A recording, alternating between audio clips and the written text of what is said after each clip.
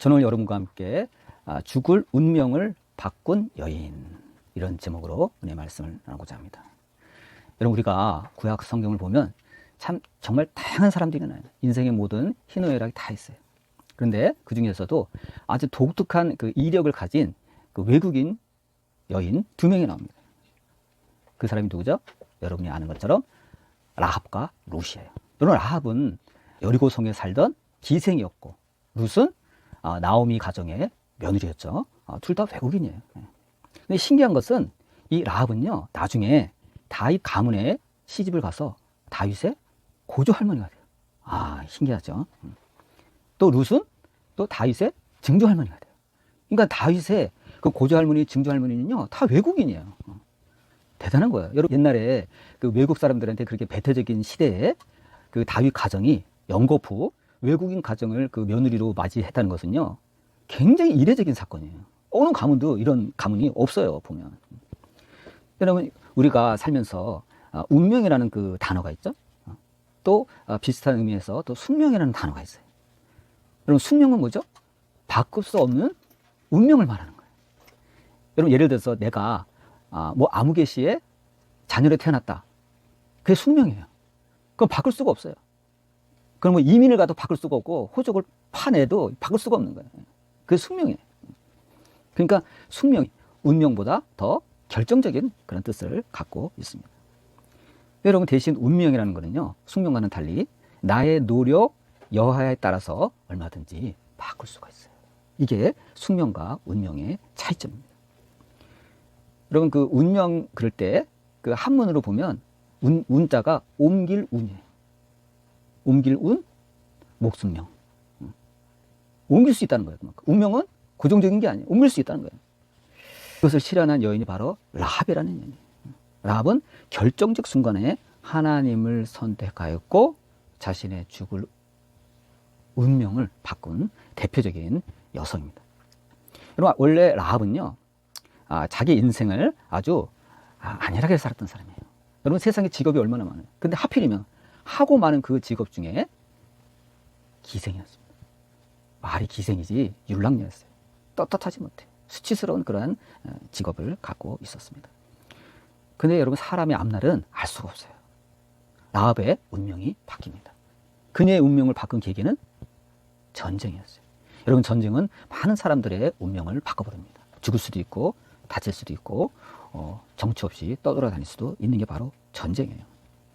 여리고가 이스라엘 군대에 함락되기 직전에 그 끔찍한 상황을 앞두고 라합은 하나님을 붙잡았습니다.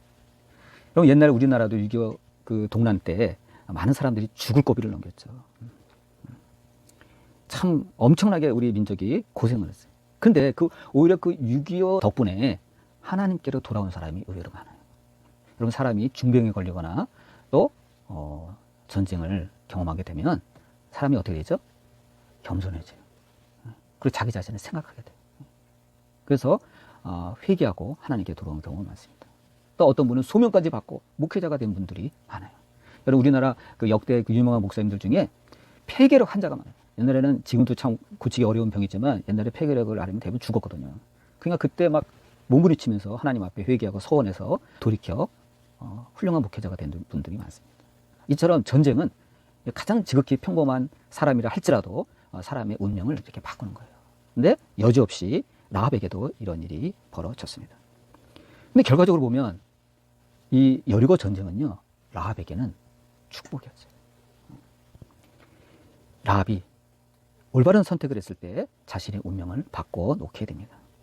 근데 여러분, 본문을 보니까 어떻게 나오죠? 라합이 전쟁을 앞두고 이스라엘을 섬기는 하나님이 이스라엘 백성에게 복을 내려주셔서 홍해바다가 갈라지는, 홍해물이 말라서 건넜다는 그러한 소문을 듣게 됩니다. 대단한 거죠. 있을 수 없는 일이죠. 기적이죠. 어떻게 바닷물이 갈라져요. 그걸 들은 거예요. 그걸 들은 그 라합의 마음에 지진이 일어납니다. 야, 내가 보낸 신학은 다르구나. 이스라엘 하나님 정말 능력 있는 분이구나 하고 그가 마음에 큰 충격을 받았던 것 같습니다. 또한 이스라엘 군대가 밀고 들어오면서 요단강 동편에 있었던 아모리 왕 시온과 바산 왕 옥을 죽였다는 소문도 들었습니다. 또한 이스라엘 백성들이 군대가 남녀노소 가리지 않고 다 시켰다는 그런 소문까지 듣게 됩니다. 이것은 마치 동양의 옛날에 그 몽골의 징기스칸 군대가 이렇게 지나가는 곳마다 모든 것이 다 폐허가 되고 전멸되는 그런 느낌을 받았던 것 같아요. 근데 이 소식은 라합만 들은 것이 아니라 여리고 성에 살고 있는 모든 백성들이 다 듣고 큰 충격을 받게 됩니다. 정말 마음이 높고 정신을 잃을 정도로 그런 큰 충격을 받았습니다. 근데 여러분, 오늘 우리가 중요하게 살펴볼 대목이 있어요. 그것은 뭐죠? 위기에 대한 대응 방법의 차이예요. 여러분, 여리고 왕은 어떻게 됐죠? 여리고 성문을 굳게 닫으라고 명령을 했어요. 굳게 닫으라, 방어하자, 수비하자, 이러한 소극적인 그런 전술을 취하게 됩니다. 여리고 왕이 한 일은 혹시 성 안에 스파이가 침투했는가, 그거를 단속하는 정도예요. 왜냐면 내부에서 성문을 열어주면 끝장이잖아요.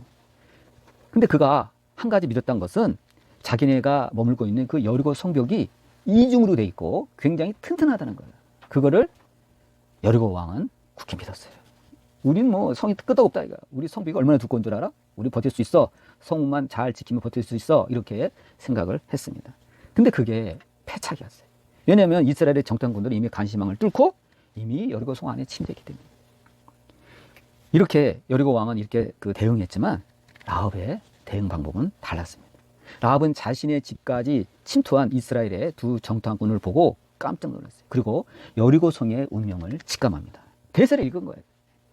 앞으로 여리고 성은 이스라엘 군대를 당해낼 수 없을 거라는 판단을 하게 됩니다.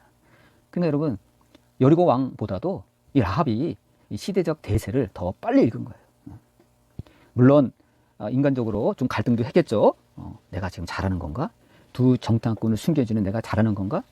이거 당국에 신고해야 되는 거 아니야? 하고 잠시 갈등을 느꼈을 수도 있습니다. 그러나 라합의 생각은 확고했습니다. 여러분, 이러므로 우리는 항상 하나님께 이 삶을 살면서 분별력을 달라고 기도해야 돼요. 내 생명과 나의 가족을 무턱대고 남에게 맡길 수가 없는 거예요. 판단은 본인이 해야 되는 거예요. 여러분, 모세의 부모가 어떻게 판단했죠? 모세가 태어났을 때 그 당시 사내 아이는 낳으면 다 나일강에 던지라는 포고문이 있었죠. 그렇지만 모세의 부모는 그 포고령에 따르지 않았어요. 독자적으로 결심을 하고 결정합니다. 완전히 무시하고 몰래 숨겨서 키웠던 것을 우리가 알 수 있습니다. 라합은 자기의 살 길을 택하면 했어요. 그거는 뭐예요? 두 정탐꾼을 숨겨주는 대가로 협상을 하는 겁니다. 나와 나의 가족의 생명을 지켜달라, 이렇게 승부수를 던집니다. 이게 바로 라합이 택했던 대처 방법입니다. 여러분, 하나님은 그럼 왜 가나안의 수많은 도시 가운데 여리고를 우선적으로 점령하라고 명령하셨을까요? 그것은 여리고성이 남과 북을 가르는 중요한 전략 거점이기도 하지만 근본적으로 뭐냐면 이곳에 살고 있던 아모리인들은요, 바알과 아스타롯이라는 우상을 섬기는 데 깊이 빠져 있었습니다. 또 도덕적으로도 또 성적으로도 크게 타락하고 있어서 아주 방탕한 생활을 하고 있었어요. 그래서 하나님께서는 그 많은 그 도시 성 가운데 이 여리고 성을 우선적으로 심판하여 남녀노소를 가축까지도 칼날로 다 멸하라고 명령을 합니다. 그럼 이스라엘은 뭐죠? 여리고 성을 심판하는 하나님의 도구였어요. 우리는 이러한 내용을 들으면 하나님이 너무하신 거 아닌가? 어떻게 이렇게 생명을 아끼지 아니하시고 사람은 물론 가축까지 다 이렇게 도말하라고 진멸하라고 명령할 수가 있나? 이렇게 우리가 생각하기 쉽습니다.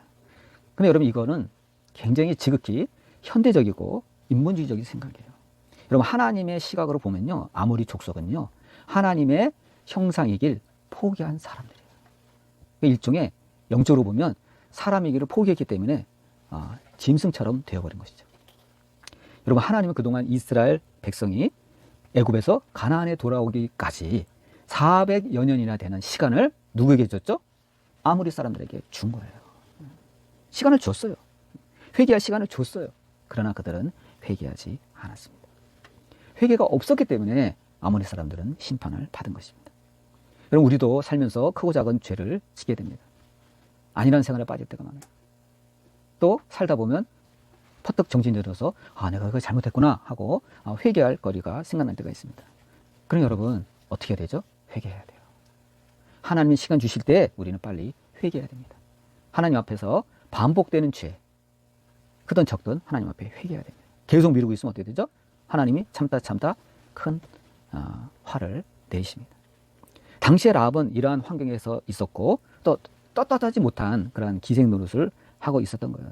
말하자면 똑같아요. 하나님 보시기에는 라합이나 아모리 사람이나 똑같아요. 똑같은 죄인이었어요. 구별이 안 돼요. 근데 이러한 상황에서 라합이 하나님을 붙잡았다는 거는요, 대단한 그 용기와 믿음을 필요로 합니다. 이런 걸 여러분 우리는 은혜라는 거예요. 만일 여러분 두 정탐꾼이 라합의 집에 들어가지 않고 다른 집에 들어갔으면 어떻게 됐죠? 라합은요, 구원 못 받았어요. 라합 그의 가정은 다 죽임을 당한 거예요. 근데 하필이면 여리고의 그 수많은 백성들이 살고 있는 그 성 안에 얼마나 사람이 많아요. 근데 그 안에 하필이면 누구네 집에 들어갔죠? 라합의 집에 들어간 거예요. 여러분 기생이 라합 혼자뿐이겠어요? 얼마나 기생이 많았겠어요. 근데 그 기생 중에도 라합의 집에 들어간 거예요. 바꿔 말하면 복이 덩굴째 들어간 거예요. 우리도 마찬가지예요. 지구상의 인구가 80억이 있어요. 그 80억 가운데 하나님이 내게 찾아오셔서 예수 믿는 가정에 태어나게 하셔서 예수님을 믿게 되었고 구원받았다는 건요, 복 중에 복이에요. 근데 우리는 이것을 잊고 살 때가 너무 많아요.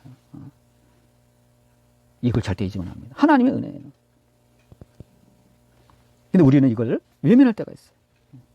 이 복을 거둬 차는 사람이 있어요. 참 어리석은 사람이에요. 라합은 두 정탐꾼 앞에서 하나님에 대한 신앙 고백을 합니다. 여호수아서 2장 11절 후반절에 보면 이런 내용이 나요. 제가 읽어볼게요. 너희 하나님 여호와는 위로는 하늘에서도 아래로는 땅에서도 하나님이시라. 바꿔 말하면 뭐예요? 하나님 외에는 신이 없다는 거예요. 여러분 그 당시 다신교 사회에서 또 실제로 바알과 아스토를 섬겼던 그 아모리 사람 여인의 입에서 이러한 고백이 나왔다는 건요, 대단한 거예요. 라합은 이러한 신앙 고백을 한 후에 놀라운 복을 받게 됩니다.